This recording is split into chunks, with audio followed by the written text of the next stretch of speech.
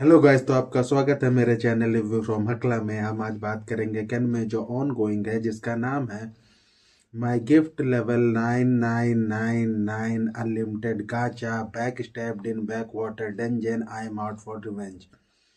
इसके स्टूडियो का नाम है जेसी स्टाफ और इसके डायरेक्टर है साकुराबी कासुसी। इसका भी एपिसोड 11 आया है, जिसका नाम है गॉड रिकेम गुंगनीर। तो देर न करते हम इसकी स्टोरी पे आते हैं। स्टोरी चालू होती है हमारी फूलिश वॉरियर नाजुना रेडी है हार्डी से फाइट करने के लिए। तब हार्डी उसे देखता है और सोच रहा होता है कि वो कैसी फाइटर है, और उसके वेपन को, उसके क्लोथ को और उसकी स्किल्स को एक तरह से ऑब्जर्व कर रहा होता है और टेस्ट करना चाहता है वो कितनी ताकतवर है। तब नाज़ुना एक स्लैश का अटैक मारती है और हार्डी उसी से डैमेज होके बेहोश हो जाता है और गिर जाता है, और पीछे की दीवार भी टूट जाती है, जिससे हमारी मेज एली बहुत गुस्सा होती है नाज़ुना के ऊपर। उसे डांटती है कि तुम्हें दीवार नहीं तोड़नी थी, तुम्हें पता मुझे कितनी मेहनत करनी होगी।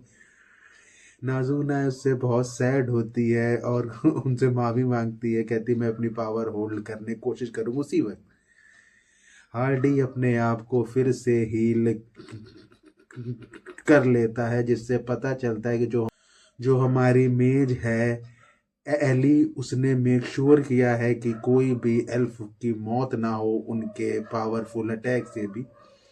इसलिए वो जिंदा है और अपने आप को हील कर लेता है और अपनी स्किल यूज करता है, साइलेंट स्किल।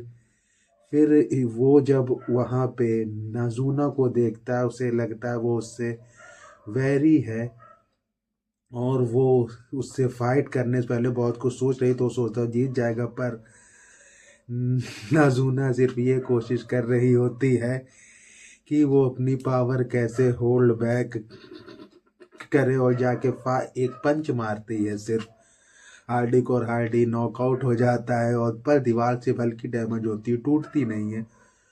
तो नाज़ुना बहुत ही खुश होती है कि उसने दीवार नहीं तोड़ी, पर उससे उसके बाद भी डांट मिलती है और उससे कहा जाता है तुम हार्डी को लेके वापस आ जाओ। और वहाँ शो होता है, हमारा लाइट वेट कर रहा है अब शासा का। सासा गेट तक पहुंच गए, गेट खोलती है।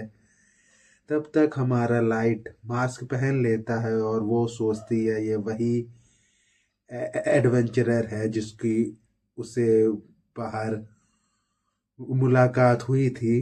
पर जब लाइट उससे बात करता है और मास्क हटाता है, तो वो शॉक हो जाती है। उसे लगता है वो सब खो देगी, पर उसका पार्टनर कहता है कि हम झूठ बोल देंगे और अगर हमने इसे यहाँ मार दिया हमारी रैंक और हाई हो जाएगी। तो हीरो अपने साथियों से कहता है कि तुम लोग बीच में ना आना, चाहे जो हो जाए। वहाँ पर शासा और उसका फियांसे बहुत ही कॉन्फिडेंट होते हैं कि वो ही जीतेंगे, और शाशा अपना एक वेपन लेके आई है जो एक फ्लूट टाइप का है, जिसका नाम है ओकारिना।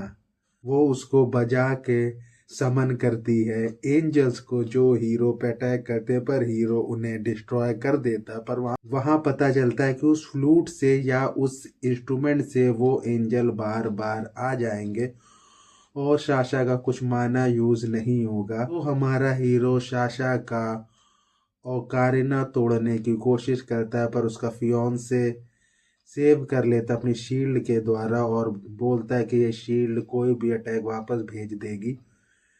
तब हीरो लॉन्च करता है अपनी सबसे पावरफुल, या यही इसकी शो हुई है, गॉड रिकेम गिंग ने, जिसमें उसका स्टाफ एक दूसरा रूप ले लेता है और वो अपनी एक तरह से उसने सोल की सील खोल दी है, कुछ ऐसा इसमें शो हुआ है, जिससे उसके टीममेट बहुत ही अच्छा फील नहीं करते हैं कि उसने ये वेपन यूज किया है, क्योंकि इससे लाइट भी डैमेज हो रहा है। पर ही he wanna show to Sasha the despair of fighting him, और फिर वो आर्क एंजल को एक ही अटैक में मार देता है। तब साशा सबसे हाईएस्ट आर्क एंजल को बुलाती है और अटैक करने को कहती, पर कोई भी अटैक हीरो के ऊपर कोई असर कर नहीं रहा होता है, जिससे साशा और उसका फियांसे शॉक में होते हैं और डिस्पेयर फील करते हैं, और हीरो उनकी ओर जा रहा होता है और एपिसोड यहीं खत्म हो जाता है। तो देर न करते हम इसके रिव्यू पे आते। तो अगर मैं इसका रिव्यू करूँ, ये एपिसोड बहुत ही अच्छा है, पर इन्होंने इस एपिसोड को लंबा खींच दिया है। हर सीन को उतना लंबा खींचने की मुझे नहीं लगता कि नीड थी, पर फाइट क्योंकि लास्ट में पहुंच गई है, खत्म ही होने वाली है, तो उतना भी फर्क नहीं पड़ता है। ये अच्छा है। और इसमें कहानी थोड़ी सी प्रेडिक्टेबल थी कि हमें पता था नाजुना की फाइट कैसी होगी, वो हार्डी के साथ कैसा बिहेव करेगी, और वही हुआ जो मुझे इस कहानी या इस सीन से एक्सपेक्टेशन थी, क्योंकि हमें मालूम था यही होगा। फिर जब सीन चेंज हुआ, आपको थोड़ा डाउट होता है कि हीरो ने मास्क क्यों पहना, पर हीरो जस्ट वाना प्ले। तो ये बहुत अच्छा है जब आप किसी से रिवेंज लेना चाहते हो। जो कहानी का बेस रखा है वो बहुत ही इंटरेस्टिंग है कि क्या हीरो रिवेंज लेगा, और लेगा तो कैसे लेगा। और इसमें ये क्वेश्चन आ रहा है कि उसका फैमिली का कब कुछ शो होगा।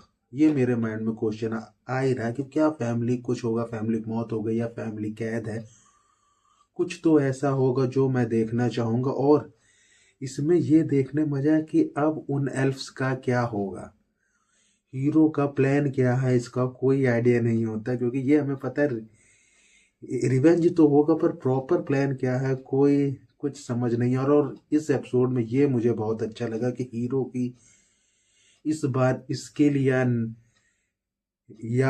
न्यू वेपन शो हुए हैं कि उसके पास भयंकर स्किल भी है, ना कि वो सिर्फ नॉर्मल स्किल से ही जीत जाए। तो ये चीज जो देखने में आती है, ये एकदम फील होती है परफेक्ट। कि जब कोई रिवेंज लेना चाहता है, वो चाहता है कि उस सामने वाले के चेहरे में खौफ देखे,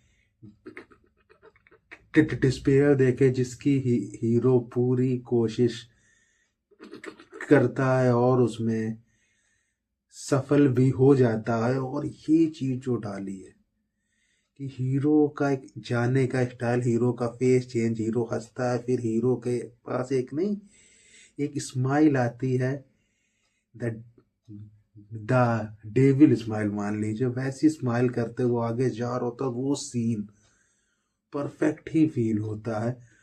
और उसके पीछे जो कहानी है वो थोड़ा ठीक ठाक फील होती कि उसने अपने साथियों को साथ में रखा ही क्यों है, अगर उन्हें वो फाइट कभी करने ही नहीं देता, बस ऐसे ही रख लेता, तो ये ठीक है। अगर इसमें ये होता वो सिर्फ रिवेंज लेता साशा के ऊपर और उसके फियोंसे को टॉर्चर करने के लिए छोड़ देता अपनी दो टीममेट के साथ, तो ये सीन और ही ज्यादा इंटरेस्टिंग हो जाता। तब वो सीन देखने में अच्छा लगता है, क्योंकि तब फील होता है कि हीरो कितना भयंकर रिवेंज लेना चाहता है, और उसके लिए वो कुछ भी करने के लिए रेडी है। और वो सासा को टॉर्चर करना चाहता है कि वो अपने फियांसे को मार खाते हुए देखो और कुछ भी ना कर पाए। अगर ऐसी कहानी डालते और भी सीन अच्छा होता, पर पर उसके बाद भी सीन काफी अच्छा है। अगर मैं सिर्फ इस 11वें एपिसोड को रेट करूं, 10 में से मैं 7 दूंगा, क्योंकि कहानी बहुत अच्छी जा रही है, पर मुझे ऐसा फील हुआ इसको इन्होंने थोड़ा खींचा है जिसकी नीड नहीं थी, क्योंकि ये कहानी बहुत ही प्रेडिक्टेबल थी कि फाइट कैसी होगी, क्या होगा, पर लास्ट में आके जो हल्का सा चेंज हुआ, हमें हीरो की स्किल देखने को मिली, ये बहुत ही अच्छा था, इसलिए मैंने इसे 7 रेट किया। तो हम इसी के साथ रिव्यू खत्म करते हैं। Bye bye.